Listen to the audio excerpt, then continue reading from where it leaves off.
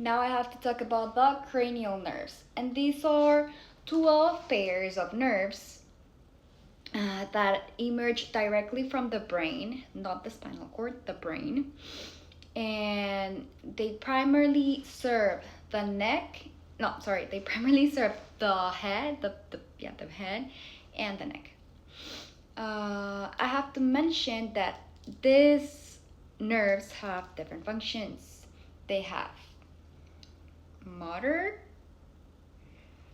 sensory, and some of these nerves are both. Some of them are both sensory and motor. Okay, so I made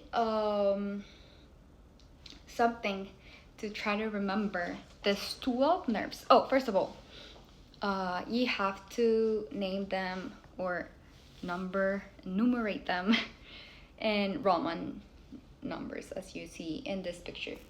And so yes, we have 12. They are the numbers from 1 to 12 in Romans. Okay, so coming back to what I made to remember the 12 cranial nerves. And this is how I remember. O, to touch and feel. Very good violins. So heavenly. So the first nerve, wait, I'm gonna erase this.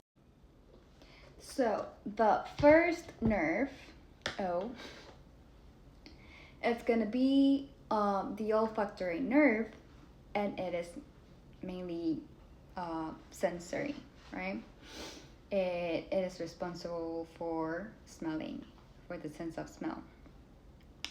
The second O is for optic, and it is also sensory.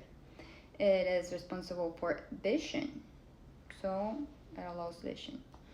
And then the third O, it's gonna be the oculomotor, which is gonna be motor, and it provides eye movement, helps with eye movement. So this one's gonna be mainly motor. Two. So T for trochlear. So the trochlear nerve, it's also motor, and it helps with eye movement.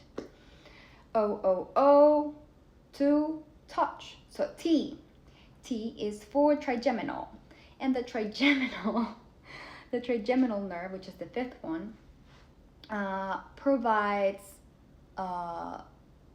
sensory and motor innervation to the face. Okay, it lets you chew, and yeah, sensation mainly on the sides of the face. So it is both motor and sensory. And then so O to touch, and nerve number 6. It's the abducens, which is motor, and it helps with eye movement. So to touch and feel. F for facial. So cranial nerve number 7, facial nerve, and it is both motor and sensory, and it helps with movement of the face and sensation. To touch and feel, that was 7. Very, V for vestibulocochlear, and it is mainly sensory. It is sensory, and since it is in this region, it helps with hearing and therefore balance. So very good. So G for glossopharyngeal. So nerve number 9, it's going to be the glossopharyngeal. Glosso means tongue. So it is both motor and sensory, and it helps with taste and movement of the tongue or throat. Very good. Violins. So a V again. So nerve number 10, it's gonna be the vagus nerve, which is also both, because it is motor and sensory. And this nerve is visceral, so it helps with sensation and movement of the autonomic nervous system. So cardiac, digestive, okay, visceral, vagus. And then nerve number 11, very good, violins, so heavenly. So S, that's the spinal accessory. It's gonna be a motor nerve, and it helps with movement of the neck and head.